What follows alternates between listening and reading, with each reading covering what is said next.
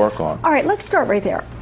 Is domestic violence ever a one-time thing? We heard Oprah say on her show right after this happened with Rihanna and Chris Brown that once a man hits you once, he will always hit you again. You guys are the pros in this area. What do you think? I mean, if he hits you on Monday and you take him back on Wednesday, if he hits you on Friday, I'm not going to be surprised.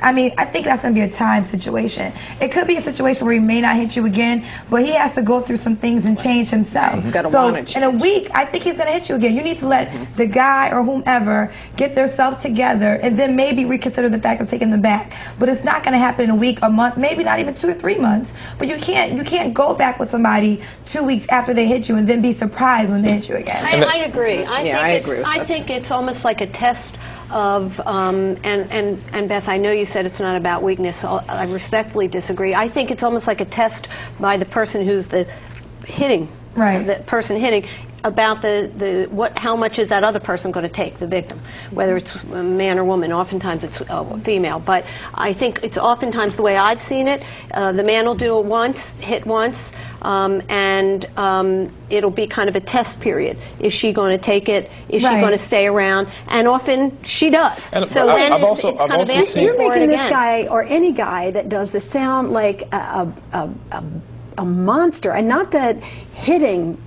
you know, doesn't characterize you as a bad guy, but I mean, it almost sounds like you say he's premeditating. He's thinking this. I'm going to test her and I think it is. how much I can get away with. It's a dynamic. It's a dynamic of an aggressor and a submissive person. So it's a dynamic that the aggressor, that is the person doing the hitting, is assessing all the time, and that's whether it's during the honeymoon period or beyond. So it's this assessment by him as the aggressor, and I'm sorry, but it is usually men, of how it's going to play out. Is she going to fight me on this? Is she going to leave? Like Oprah is saying, of course she would. And, you know, frankly, like I've told juries in cases like this, you know that he's not going to pick a woman like me because I'm not going to take it. Well, to even add on to that, part of it is that, yes, the abuse is there and there is a cycle between the abuser and the victim. But there are men, a very small percentage, to be honest, that really can go through the work. And what I do is that I encourage them to go do their own work.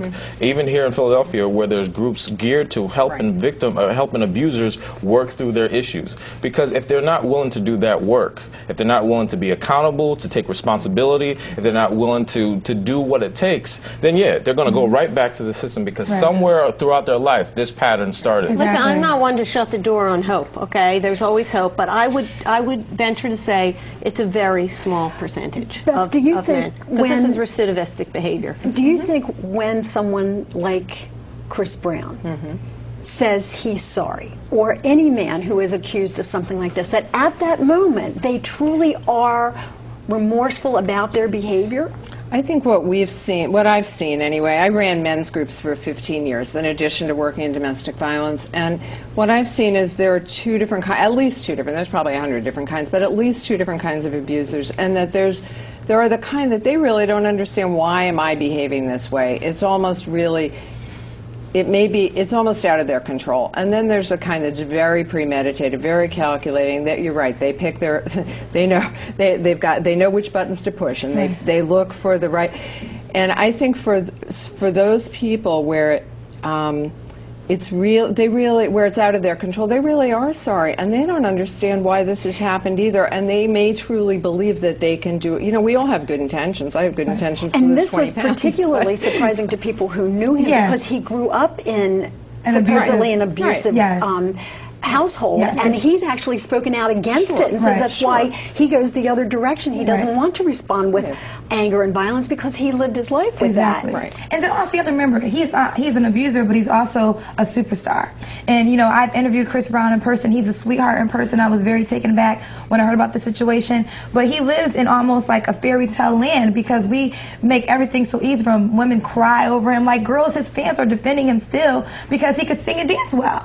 So I almost think that in this situation, he did have an out-of-body situation because he's probably so used to being in control. Well, and whatever happened, I'm not excusing it. You just wonder because some reports are coming out that this wasn't the first time that they had, had a little scuffle. But you know what, we'll never really know that. I don't think now, I know that this topic has gotten a lot of response on your show and certainly along all news media. We went out and got some response from you as well. As I said, the response that we got was overwhelming, so we wanted to share a little bit more with what you told us about Rihanna and Chris Brown.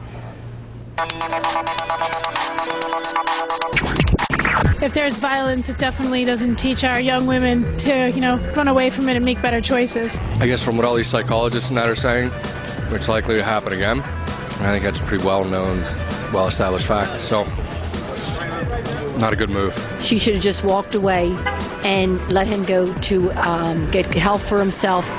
And then after he got help for himself, if she decides to go back with him, yes. But I think it's just totally wrong. I think she's going back for the fame, publicity. That's about it. All right, lots of different opinions there on why she took him back and whether she should. We're going to give you an opportunity to email us and tell us what you think as well. So feel free to share your opinion. We heard a couple of those folks say that they thought that she took him back because she was young and in love. She thinks she can change him. The fame, she didn't want to lose him to someone else. These are all pretty common threads. You don't have to be a superstar like Rihanna to feel those emotions, do you? I see it constantly when clients come into my office with this particular situation. The hope that that relationship can move forward, what you've already envisioned the future to be, and you don't want to give up on that future, whether to get married, to have kids, to have this great life. And so the abuse, as tragic as it is, they say, well, let me put that to the side and continue with my hope. Now, we're going to continue this discussion in just a moment, but we do have to take a quick break. We will be back in just a couple of minutes. In the meantime, though, we invite you to email us and tell us what you think, or to check out our web poll. We're at csnphilly.com. You go to It's Your Call and then take that web poll. Tell us if you think if a man hits once, he's bound to hit again. Willie, it's your call.